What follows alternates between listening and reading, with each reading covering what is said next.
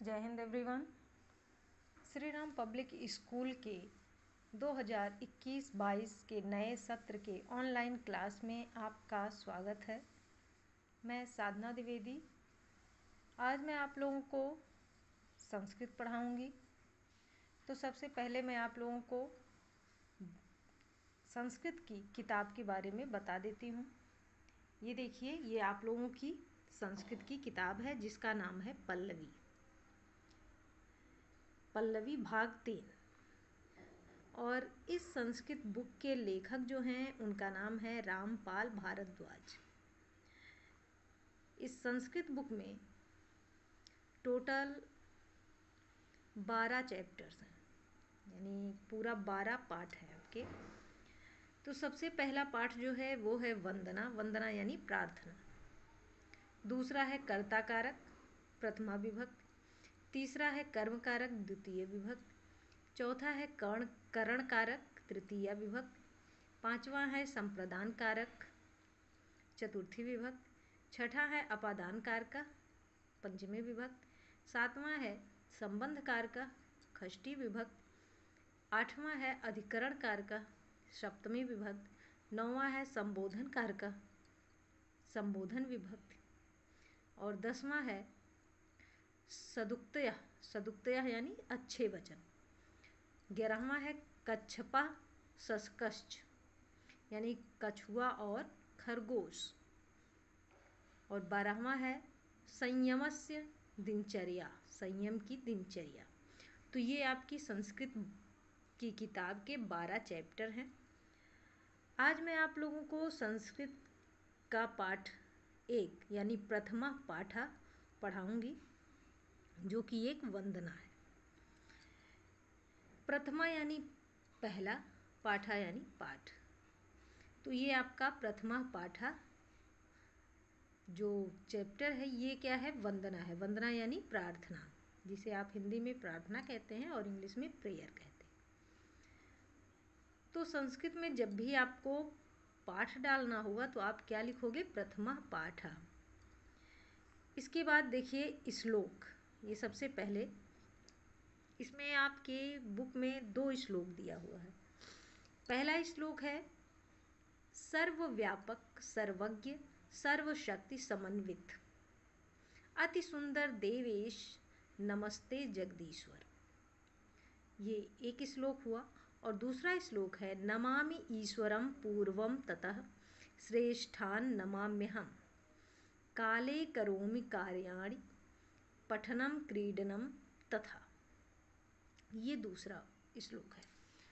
तो देखिए,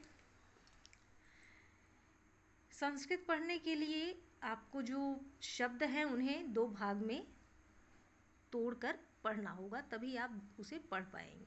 क्योंकि जब अगर लंबा शब्द होता है तो वो एक साथ आप नहीं पढ़ पाओगे, आपको संस्कृत पढ़ने में दिक्कत होगी। तो देखिए, सबसे पहला जो श्लोक है उसका अर्थ मैं आप लोगों को बताती हूँ। सर्वव्यापक सर्वज्ञ सर्वशक्ति समन्वित अति सुंदर देवेश नमस्ते जगदीश्वर। सर्वव्यापक यानी सब जगह व्याप्त, सर्वज्ञ यानी सब कुछ जानने वाले, सर्वशक्ति समन्वित यानी संपूर्ण शक्ति से युक्त, अति सुंदर यानी अत्यंत सौंदर्य, देवेश अत्यंत सौंदर्य संपन्न देवताओं के स्वामी तथा सारे संसार के स्वामी, तुम्हें नमस्कार है। तो ये जो है ये पहले श्लोक का अर्थ है। नमामि ईश्वरं पूर्वं ततः श्रेष्ठान् नमाम्यहम्। तो देखिए, नमामि ईश्वरं पूर्वं, पूर्वम यानी पहले। तो इसमें क्या बताया गया है कि मैं पहले ईश्वर को प्रणाम करता हूँ। नमामि ईश्वरं पूर्वं ततः, मैं पहले ईश्वर को प्रणाम करता हूँ। श्रेष्ठान् नमाम्यहम्, फिर ततः मीन्स होता है फिर बुजुर्गों को प्रणाम करता हूँ। श्रेष्ठान यानी बुजुर्ग, जो हमारे बुजुर्ग हैं मैं उन्हें प्रणाम करता हूँ। काले करोमि कार्याणि, पठनम क्रीडनम तथा। पढ़ने, पठनम यानी पढ़ने, क्रीडनम यानी खेलने, तथा यानी आदि कार्य, काले करोमि कार्याणि यानी समय पर करता हूँ। काले यानी समय, करोमि यानी करता हूँ, कार्याणि यानी कार्य, यानी पढ़ने लिखने का जो काम है वो मैं समय पर करता हूँ। तो ये आपका इस श्लोक का अर्थ हुआ। तो एक बार मैं फिर से आप लोगों को रीडिंग करके बता देती हूँ कैसे आपको संस्कृत पढ़ना है। सर्वव्यापक, सर्वज्ञ, सर्वशक्ति समन्वित, अति सुंदर देवेश, नमस्ते जगदीश्वर, नमामि ईश्वरं पूर्वं ततः, श्रेष्ठान् नमाम्यहं, काले करोमि कार्याणि, पठनं क्रीडनं तथा। तो ये आपको श्लोक याद करना है और अपनी उत्तर पुस्तिका में पहले आप श्लोक लिखोगे, पहला श्लोक लिखोगे, फिर उसका पहले का अर्थ लिखोगे, फिर दूसरा श्लोक लिखोगे, फिर दूसरे का अर्थ लिखोगे। तो सबसे पहले आप ऊपर अपनी उत्तर पुस्तिका में क्या करोगे, पहले पाठ का पहले लिखोगे प्रथमा पाठः, फिर लिखना है वंदना, इसके बाद लिखना है श्लोक, फिर आपको लिखना है सर्वव्यापक, सर्वज्ञ, सर्वशक्ति समन्वित, अति सुंदर देवेश, नमस्ते जगदीश्वर। यहाँ आपका पहला श्लोक समाप्त हो जाएगा। फिर आप लिखोगे अर्थ।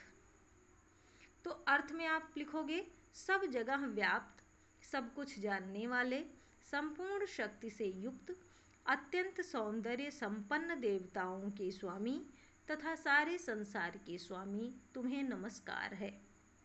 तो ये हो जाएगा पहले का अर्थ। फिर आप लिखोगे दूसरा श्लोक, फिर श्लोक लिखोगे, श्लोक लिख के श्लोक आपको हेडिंग लिखना है। तो श्लोक लिखोगे, उसके सामने लिखोगे नमामि ईश्वरं पूर्वं ततः, श्रेष्ठान् नमाम्यहं, काले करोमि कार्याणि, पठनं क्रीडनं तथा। इसके बाद फिर आप अर्थ डालोगे, हेडिंग लिख डालोगे अर्थ, और उसके सामने लिखोगे कि मैं पहले ईश्वर को प्रणाम करता हूँ, फिर बुजुर्गों को प्रणाम करता हूँ, पढ़ने खेलने आदि कार्य समय पर करता हूँ।